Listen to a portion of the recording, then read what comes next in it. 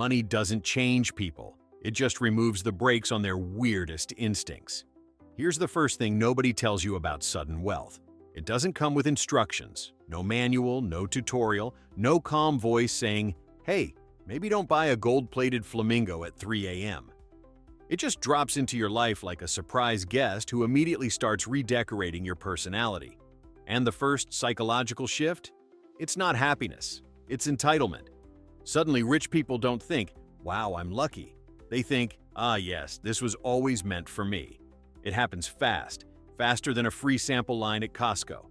One minute you're comparing gas prices like it's a competitive sport. The next, you're arguing with a car dealership employee because the leather doesn't feel emotionally supportive enough. And here's where it gets weird. There was a guy, classic story, who won a multi-million-dollar lottery. Before the win, he clipped coupons. After the win, he tried to return a perfectly good yacht because the ocean felt too wavy. That's not a joke. That's a man who believed nature needed a software update. This is what psychologists call instant identity inflation. But let's call it what it really is. Your brain downloading a VIP complex without checking storage space. Because deep down, nothing actually changed. Same person, same habits, same questionable decision-making that once led you to microwave pizza rolls without removing the plastic. Except now, you have money. And money doesn't fix bad judgment. It sponsors it. There's a fascinating pattern here. People who get rich slowly, decades of work, boring investments, spreadsheets that could induce a coma, they tend to stay relatively grounded. Why? Because they had time to psychologically adjust. But sudden wealth? That's like going from riding a bicycle to piloting a fighter jet, emotionally. No training, just vibes. And the brain reacts in the most predictable way possible. It rewrites your past. Suddenly, everything becomes part of your journey. That time you got fired for being late 17 times? No, I was misunderstood. That failed business where you sold glow-in-the-dark socks to people who clearly didn't need them? Early entrepreneurial phase. Even your worst decisions get rebranded like a struggling fast food chain trying to sound artisanal. Because once money shows up, your brain becomes your personal PR manager. And it's working overtime. There's also this strange belief that money equals competence. Like, if you have millions, you must automatically understand architecture, nutrition, cryptocurrency, interior design, and how to properly pronounce quinoa. Spoiler, you don't. That's why you see people who just got rich suddenly deciding they're experts in everything. I think I'll design my own house. Sir, you once installed a shelf upside down and blamed gravity. But now you're sketching blueprints like you're on a reality show called Extreme Confidence. No experience edition. And people around them make it worse. Because here's the hidden ingredient in this whole psychological disaster. Yes, men. The moment you get rich, your environment changes. Not gradually, instantly. Friends become advisors. Relatives become opportunity seekers. And that one guy you barely knew suddenly becomes your financial strategist. Translation: nobody tells you when you're being ridiculous anymore. If you say, "I'm thinking of buying a private island shaped like my face," nobody says, "That's insane." They say, "That's visionary." Visionary is just a polite word for expensive mistake. And without pushback, your brain starts believing its own hype. That's when the purchases get weird. Not just luxury, symbolic nonsense. Because suddenly it's not about what you need. It's about proving something. To who? Nobody knows. But the urge is strong. You don't just buy a watch. You buy a watch that looks like it could survive re-entry into Earth's atmosphere. You don't just buy a car. You buy something so low to the ground it practically apologizes to speed bumps. And then there's the ultimate move, buying things you don't even understand. Art is a classic example. A guy once spent 6 figures on a painting that looked like someone sneezed aggressively on a canvas. When asked why, he said, "It speaks to me." Of course it does. For that price, it should also do your taxes. But this is where psychology gets fascinating, because underneath all this absurdity is one simple emotion: fear. Yeah, not confidence, not joy. Fear. Fear that the money might disappear. Fear that this version of life isn't permanent. Fear that maybe, just maybe, you don't actually deserve it. So, what do people do? They spend. Aggressively, irrationally, publicly, because spending becomes proof. Proof that it's real, proof that they belong in this new world, proof that they're not just one bad decision away from going back to arguing over coupon expiration dates. It's like emotional overcompensation, but with a credit card that doesn't say no. And the more they spend, the more they reinforce the illusion. I bought this, therefore I am this. But here's the problem. Reality doesn't care about your purchases. You can buy a mansion, but you can't buy taste. You can buy a luxury car, but you can't buy driving skills. You can buy a $10,000 chair, but you still sit in it the same way you sat in your old one, slightly confused and scrolling your phone. Money upgrades your surroundings. It doesn't automatically upgrade you. And that's the core psychological glitch. Sudden wealth creates a gap between who you are and who you think you've become. And the brain hates gaps, so it fills them with delusion, justification, and a shocking number of unnecessary purchases. And just when you think it can't get stranger, that's when relationships enter the picture. And just when you think money has finished rewriting your personality, it quietly starts rewriting your relationships too. Because the second stage of sudden wealth isn't about what you buy, it's about who suddenly appears in your life like they've been waiting backstage for your bank account to hit the right number. And this is where things go from mildly ridiculous to emotionally chaotic, because now you're not just dealing with your own inflated sense of self, you're dealing with everyone else's expectations, projections, and, let's be honest, opportunistic enthusiasm, because nothing attracts attention quite like unexpected money. And suddenly your phone starts ringing more than it did on your birthday. Your long-lost cousin remembers your existence with suspicious timing, and people who once ignored you now greet you like you just came back from war with a suitcase full of victory. And here's the psychological twist. At first, it feels amazing, because for the first time, you're not chasing approval. Approval is chasing you. But the human brain is terrible at filtering sincerity from strategy. So you start accepting all of it. Every compliment, every business idea, every, "Hey, I've always believed in you." And before you know it, your social circle isn't a circle anymore. It's a marketplace, because every interaction now has a hidden transaction attached to it. And the problem is you can feel it. Even if nobody says it out loud, you start noticing patterns, like how conversations suddenly include phrases like investment opportunity or short-term loan, or the classic, "This could change both our lives," which is usually code for, "This will definitely change your bank balance." And this creates a very specific kind of paranoia, not the loud, dramatic kind, but the quiet, creeping suspicion that sits in the back of your mind during every conversation, like a background app draining your battery. Because now you're constantly asking yourself one exhausting question. Do they like me, or do they like what I can do for them? And the worst part is, you don't always want to know the answer, because sometimes the illusion is more comfortable than the truth, so you play along. You become more generous, more agreeable, more accommodating, because generosity feels like control. It feels like you're choosing to give rather than being taken from. But over time, something subtle shifts, because the more you give, the more it becomes expected. And what used to be a favor slowly transforms into a baseline. And once something becomes a baseline, it's no longer appreciated. It's required, and this is where resentment starts to grow. Not loudly, not dramatically, but quietly, like mold behind a wall. Because now you're stuck in a loop where saying yes makes you feel used, but saying no makes you feel guilty. And guilt is a powerful thing, especially when you have the resources to solve other people's problems, because every no starts to feel like a moral failure, like you're choosing not to help when you clearly could, and people around you reinforce that feeling, intentionally or not, because disappointment has a way of showing up in tone, in silence, in subtle reactions that say more than words ever could. And suddenly, your relationships aren't about connection anymore. They're about negotiation, and this is where identity confusion really kicks in. Because now you're not just asking who others are to you, you're asking who you are to them. Are you a friend, a partner, a safety net, a walking solution to financial problems, or just a temporary opportunity? And here's where it gets even more complicated, because not all of it is fake. Some people genuinely care about you, but even genuine relationships get distorted when money enters the equation, because balance disappears. And without balance, even good intentions start to feel heavy. because now every gesture carries weight. Every dinner you pay for, every gift you give, every trip you organize, it all adds up, not just financially, but emotionally, because people start adjusting their behavior around you.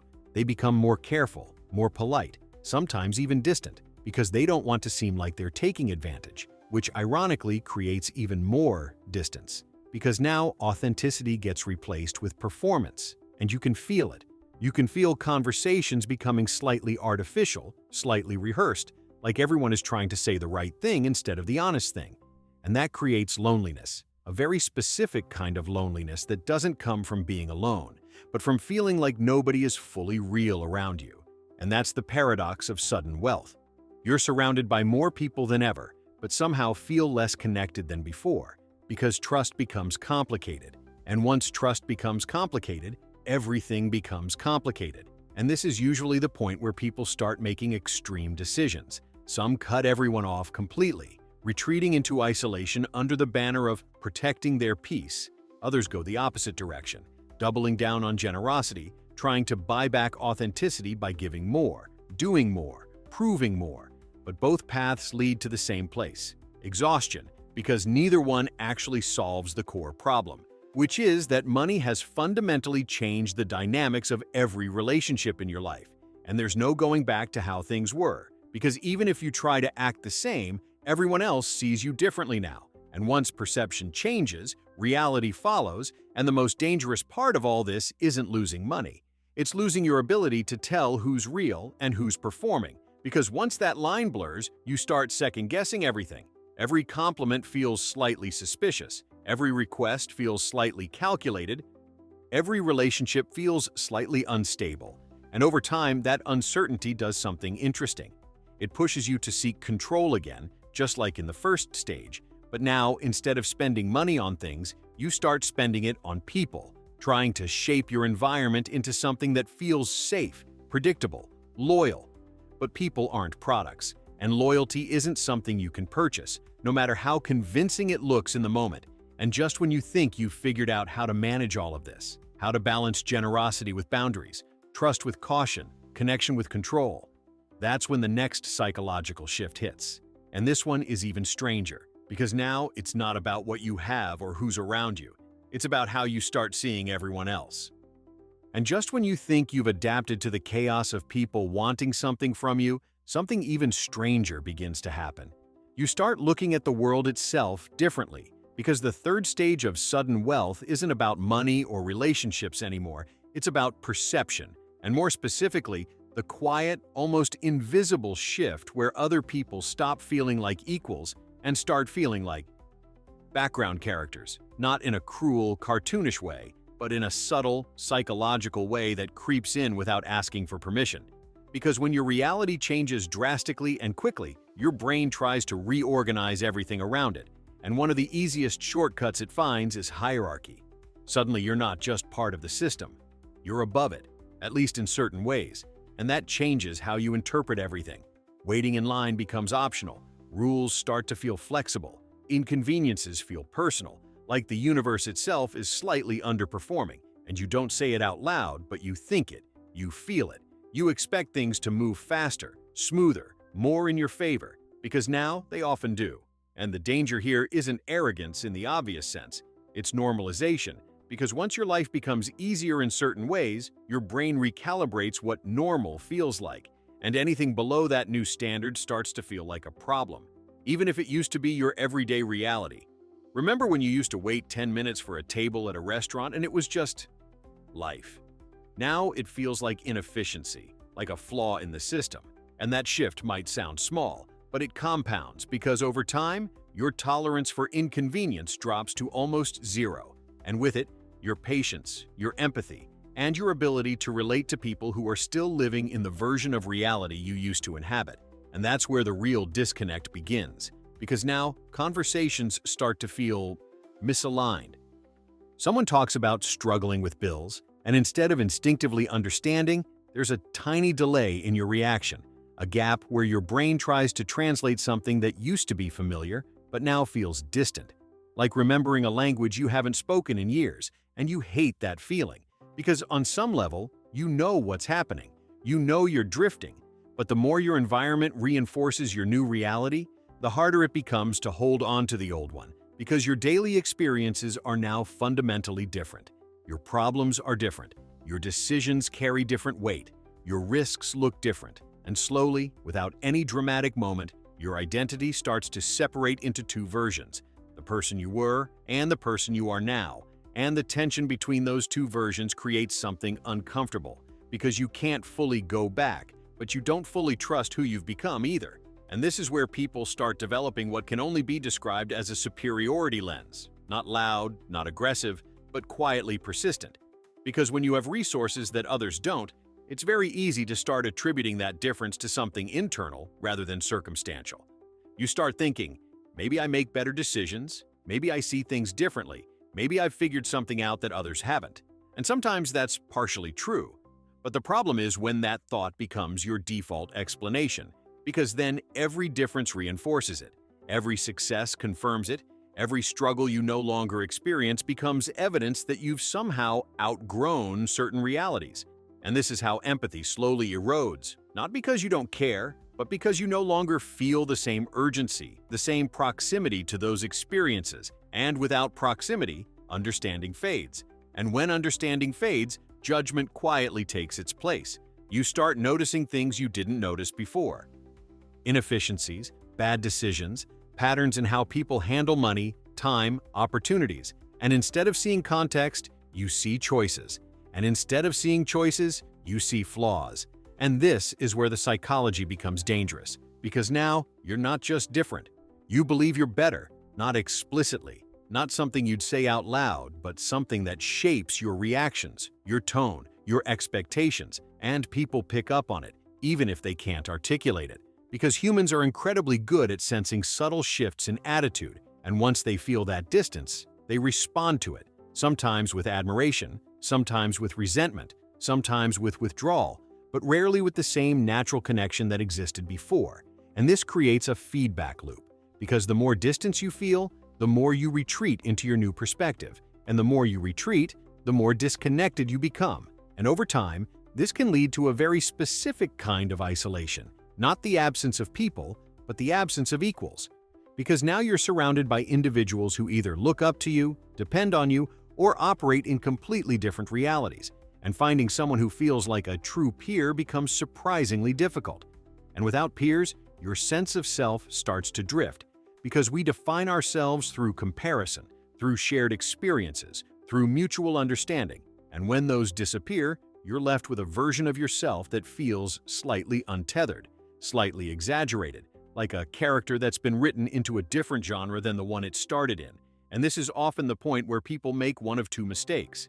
They either fully embrace the new identity, leaning into the superiority, the control, the separation, or they attempt to reconnect with their old reality in ways that feel forced, artificial, almost performative, trying to prove to themselves that they haven't changed, that they're still the same person, even when their circumstances, and therefore their perspective, have fundamentally shifted. But both approaches miss the deeper issue, which is that sudden wealth doesn't just change your life, it changes the lens through which you see everything. And once that lens changes, there's no simple way to switch it back. You can adjust, you can become aware, you can try to balance it, but you can't unknow what you now know. You can't unsee the systems, the opportunities, the shortcuts, the differences. And that awareness, while powerful, comes with a cost, because it separates you from the simplicity of not knowing, from the comfort of being just another person navigating the same constraints as everyone else. And as this awareness deepens, it sets the stage for the next shift, the one that turns inward, the one that forces you to confront not how you see others, but how you see yourself, when all the noise, all the spending, all the relationships, and all the perception finally quiet down. And just when you think you've mapped out the external world, money, people, status, something far more uncomfortable happens, because the fourth stage of sudden wealth isn't about what's around you anymore. It's about what's left when everything goes quiet. And that's where the real psychological tension begins, because for the first time since the money arrived, there are no distractions left to hide behind, no purchases to justify your identity, no social noise to blur your thoughts, just you. and the uncomfortable realization that nothing external actually answered the internal question you didn't even know you were asking. Because here's the thing. Nobody admits, sudden wealth doesn't just give you freedom, it removes your excuses.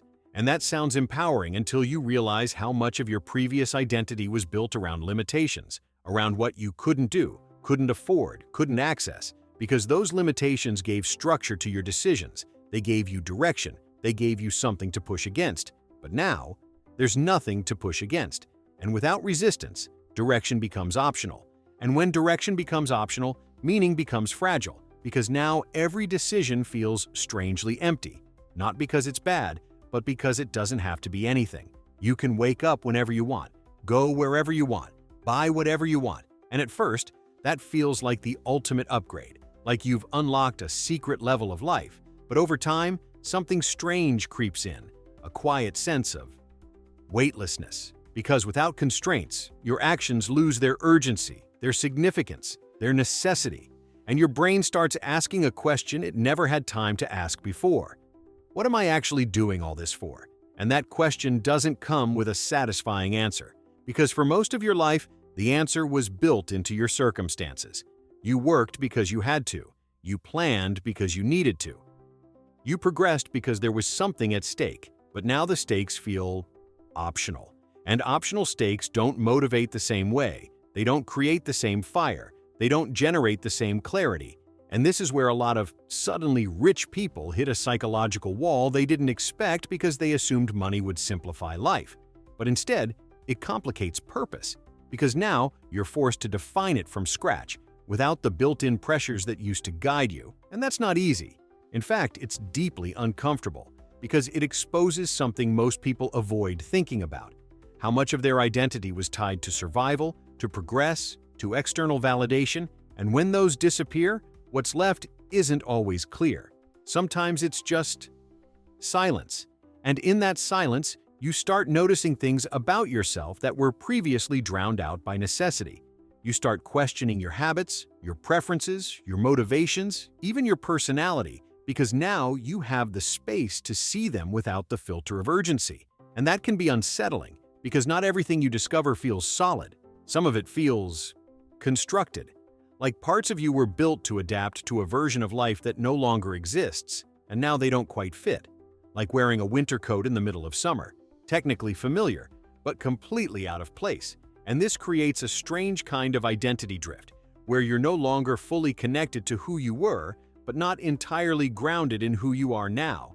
And that in-between space is where doubt lives, because now you're not just asking what you want. You're questioning whether you even know how to answer that honestly, because for so long, your answers were shaped by necessity, by expectation, by circumstance. And now that those forces are gone, your internal compass has to take over. But here's the problem. Most people have never actually trained that compass. They've just followed external signals. And when those signals disappear, the compass doesn't suddenly become accurate. It becomes confused. And confusion at this level doesn't look like chaos. It looks like indecision, like starting projects and abandoning them, like exploring interests that don't quite stick, like constantly searching for something that feels meaningful but never quite landing on it. And this is where people often fall into one of the most overlooked traps of sudden wealth: endless experimentation without commitment. Because when you have the resources to try anything, it becomes very easy to try everything. And when you try everything, nothing feels special, nothing feels necessary, nothing feels worth committing to long term. Because there's always another option, another path, another possibility. And that abundance of choice, which sounds like a dream, slowly turns into a kind of paralysis. Because without constraints, you don't just have freedom. You have infinite alternatives. And infinite alternatives make every decision feel less important, less final, less real. And over time, that erodes your sense of progress, because progress requires direction, and direction requires limitation. And when limitation disappears, progress becomes harder to define, harder to measure, harder to feel. And that's when people start chasing intensity instead of meaning. They look for experiences that feel big, dramatic, exciting. Not because those experiences are inherently valuable, but because they temporarily fill the gap left by the absence of structure. And for a while, it works. New places, new projects, new ideas, new environments, each one providing a brief sense of purpose, a temporary illusion of direction. But the effect fades quickly because intensity isn't the same as meaning. And once the novelty wears off, you're back in the same place, asking the same question, feeling the same uncertainty. And this cycle can repeat for years because it's comfortable in its own way. It avoids the deeper work of actually defining who you are without the influence of necessity, without the pressure of circumstance, without the validation of external milestones. And that work is difficult because it requires honesty. And honesty at this level isn't about admitting small truths. It's about confronting the possibility that you don't fully know yourself yet, even after everything you've achieved, everything you've experienced, everything you now have. And that realization can feel surprisingly destabilizing because it challenges the assumption that success equals clarity, that money equals certainty, that achievement equals understanding. And when those assumptions break, you're left with a version of yourself that feels unfinished, unresolved, still searching, but now without the distractions that used to make the search feel less urgent. And that's the paradox of sudden wealth at this stage. It gives you everything you thought you needed, and in doing so, reveals that what you actually need is something entirely different, something internal, something that can't be bought, outsourced, or accelerated, something that requires time, attention, and a willingness to sit with uncertainty without immediately trying to escape it. And just when you begin to confront that reality, when you start to understand that the real challenge isn't managing money or people or perception, but managing yourself, that's when the next shift begins. And this one doesn't ask what you have or who you are. It asks what you're going to do with it. And just when you finally realize that the real problem was never money, never people, never status, but the way you relate to all of it, the fifth stage begins. And this is where everything flips, because now the question is no longer, what do I want, or even, who am I? It becomes something far more uncomfortable and far more permanent. What am I going to do with this life now that I can't pretend I don't have control? Because up until this point, there was always something to point at, something to blame, something to work toward. But now you've seen behind the curtain, you've experienced what happens when resources remove barriers, when options expand, when limitations disappear. And once you've seen that, you can't unsee it. Which means every passive choice suddenly becomes an active one. Every day you don't build something, pursue something, create something, it's no longer because you can't, it's because you didn't. And that shift is heavy because it replaces external pressure with internal responsibility. And internal responsibility is a lot harder to escape because there's no one to argue with, no system to blame, no circumstance to point at, just you and your decisions. And that's where many people start to feel a new kind of pressure, not the old survival pressure, but something quieter and more existential, because now success isn't measured by accumulation. It's measured by intention, and intention is a lot harder to fake because buying things can look like progress. But building something meaningful requires consistency, direction, and most importantly, commitment. And commitment becomes the hardest part, because in a life full of options, committing to one path feels like giving up all the others. And when you've spent years enjoying the freedom of choice, narrowing that freedom can feel like a loss, even if it's necessary for growth. So people hesitate, they delay. They tell themselves they're exploring, figuring things out, keeping their options open. But underneath all that is a deeper fear, the fear of choosing wrong, because now the stakes feel different, not financially, but psychologically. Because if you choose a path and it doesn't fulfill you, you can't blame lack of opportunity, you can't blame timing, you can't blame resources, you have to face the possibility that the problem isn't the path, it's your understanding of yourself. And that's a much harder thing to confront. So instead, many people stay in motion without direction, busy but not grounded, active but not committed, constantly shifting between projects, ideas, goals, searching for something that feels right without ever giving anything enough time to actually become right. And this creates a strange illusion of productivity because from the outside, it looks like you're doing a lot, trying a lot, experiencing a lot, but internally it feels fragmented, like nothing is fully landing, nothing is fully yours. And over time, that fragmentation leads to a subtle kind of dissatisfaction. Not dramatic, not overwhelming, but persistent. Like a background noise you can't quite turn off, because deep down, you know that fulfillment doesn't come from having options. It comes from investing in something long enough to see it grow, and growth requires patience, and patience requires commitment, and commitment requires letting go of alternatives. And letting go is difficult when you've built your identity around having access to everything, because suddenly, the thing you thought was your greatest advantage, unlimited choice, starts to feel like your biggest obstacle because it prevents you from fully stepping into anything. And this is where the psychological shift becomes critical, because now you have to redefine what freedom actually means. Because up until now, freedom meant having no constraints, no limits, no obligations. But at this stage, you begin to realize that real freedom isn't about having every option. It's about choosing one and fully owning it.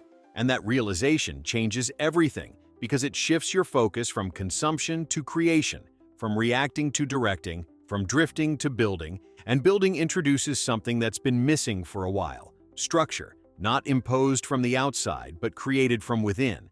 And that kind of structure feels different. It doesn't feel restrictive. It feels stabilizing because it gives your time shape, your actions direction, your efforts meaning, and for the first time since the money arrived, you start to feel something that resembles clarity, not because everything is figured out, but because you've chosen a direction to move in. And direction, even imperfect direction, is powerful because it turns uncertainty into progress, and progress into momentum, and momentum into something that feels real. And as that momentum builds, something else begins to shift. Your relationship with money itself starts to change, because it's no longer the center of your decisions. It becomes a tool, a resource, something that supports what you're building rather than defining it. And that shift is subtle but profound because it marks the moment when money stops controlling your identity and starts serving your intentions.